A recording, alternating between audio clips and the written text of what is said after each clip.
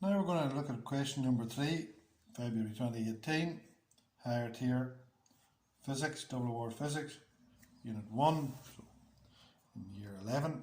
So we're going to look at question number 3, and question number 3 is about Hooke's law. Now we'll do a quick mind map again for Hooke's law, and we'll see what we can do for dear old Robert Hooke. So we have Hooke's law,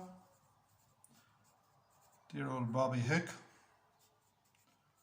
lived around the same time as Isaac. We'll know them all by their first name before this is over. So Robert Hooke, and he lived in around the 17th century,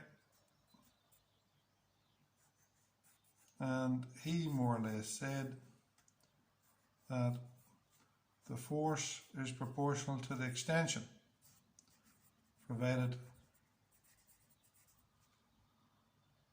does not exceed elastic limit.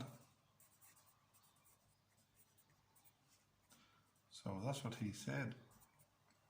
Good man, Bobby. So therefore the force is equal to a constant times E. So if we draw a graph of F against F measured in newtons, E is measured in meters, could be measured in millimeters, could be measured in centimeters, we should get a straight line graph like that. So let's do a bit of mapping as they talk about in the mark schemes and examiners' reports, which you should take the odd duke at. Then if you let somebody like me do it for you, why would you bother? So on my y-axis I've got F, on my x-axis I've got E. I know it goes through the origin,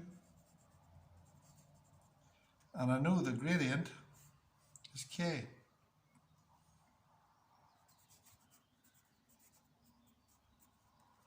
Now, let's go back up here again. F equals KE, and just quick recap on that. So E is the extension. Please be careful about extensions. It's the new length minus the old length. That's where the examiner really tries to stick you. And this K is the spring constant. And the spring constant, well, it can have many different units. Usually it would have units of newtons per meter, which is also known as newtons per meter. But that is how many newtons it takes to stretch it by a meter. Usually if you stretch the spring by a meter, you don't have a spring anymore. So it could be newtons per centimeter or newtons per millimeter. So for example, if it said 5 newtons per millimeter, see, look, 5 newtons per millimeter. That means to stretch that spring, it takes 5 newtons to stretch it by 1 millimeter. And the last thing is the force. Well, again, if you're given force F equals mg, there's your mass in kilos. And if you're on the planet Earth, some of you are, it's 10 meters per second squared. I think that'll get us through this question. So again, if you have a look at that, do you know what's there? There's Hooke's law. You can go to the book and you can read Hooke's law. You can do this mind map, and it takes time. And all of a sudden you'll start to see that all the Hooke's laws are the same. All the questions are very similar because Hooke's law is Hooke's law. And then you start looking for all these things that you can find in this. And then if you spend the time, well, you'll pass the exam. And always remember, work beats brains when brains won't work. And there's all the mistakes sitting ready for us in this question.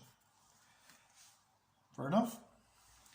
Just put a bubble around that there when I'm at it. Now,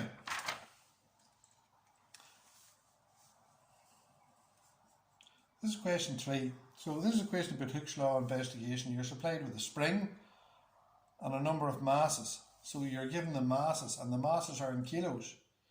So that's not the force, but you know how to change it to force, because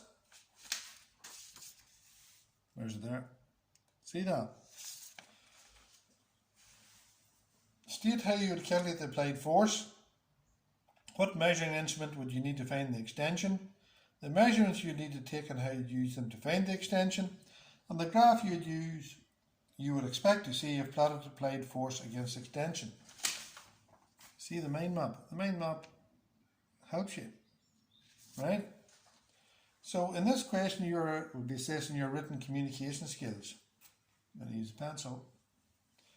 Capital letters, full stops, language of the discipline, proper spellings.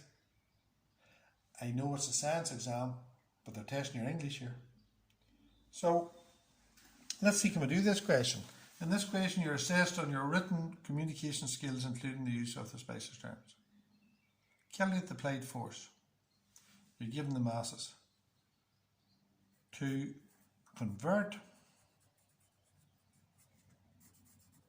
the mass in kilos to a force in newtons, simply multiply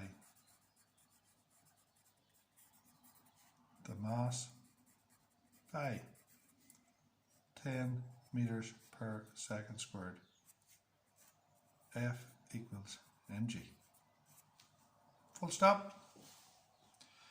Measuring instrument to find the extension. To find the extension,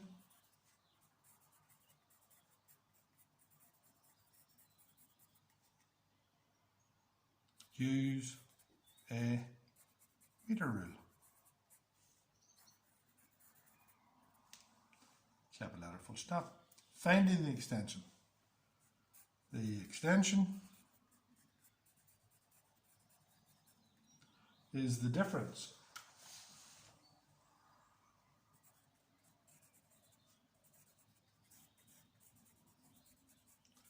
between the extended length and the original length.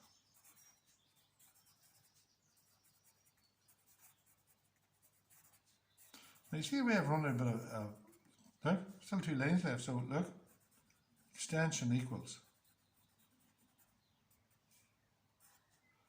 new length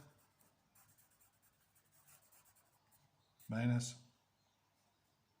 original length, or unstretched length you want to put in.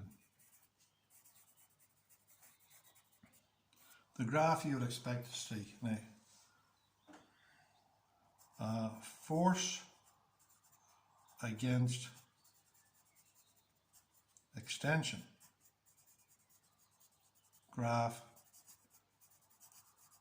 should be a straight line, and the name for a straight line graph is a linear graph. And the other important thing, well, you're thinking through the origin.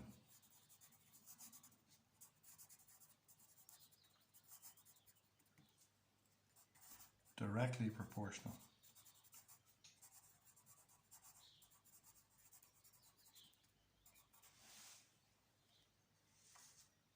Fair enough? So, see that graph there, when we talk about that graph. Like a monkey. See, there's that graph there. It's a straight line graph, so it's a linear graph. It's directly proportional, so it's through the origin. See all that? That graph tells a whole lot of things. Now, for the second half of the question. The helical spring has an unextended length of 200 millimeters. Don't worry about the units, it's 200 millimeters. A load of 3 Newton produces an extension of 9 millimeters. So, if 3 Newtons produces 9 millimeters, well, 1 Newton produces 1 millimeter. And remember, we went back to this here, look, spring constant. 5 newtons per millimeter, so that's 1 Newton for 1 millimeter. Or sorry, 3 millimeters. 3 millimeters. 3 newtons for 9 millimeters, 1 Newton for 3 millimeters. That is what it caused the extension. Fair enough. Calculate the total length. Now be careful. Remember I said there's one sitting here of the spring. Look what the examiner has done. Highlighted this. 2 newtons is added. So now we have 5 newtons. So if 1 newton causes 3 millimeters, 1 newton causes 3 millimeters, well then 5 newtons. Now be careful. See that additional? That's slippy. 3 and 2 is 5. But they give you a chance. They did put it in bold text. 5 newtons will cause 15 millimeters. Right? Now we have to calculate the total length of the spring. So the length is equal to the original length plus the extension, which is the original length was 200 millimeters, plus the extension was 15 millimeters, is 215 millimeters. The total length is 215. Fair enough? You see that spring constant? It tells you, look, newtons per centimetre. That's newtons per centimetre. That would tell you, for example, if it was 8 newtons per centimetre, it would take 8 newtons to stretch the spring by 1 centimetre. Go to this one. 3 newtons causes 9. So 1 newton would cause 3 millimetres. And it's all in millimetres. Don't worry if it's in millimetres as long as you're aware of it.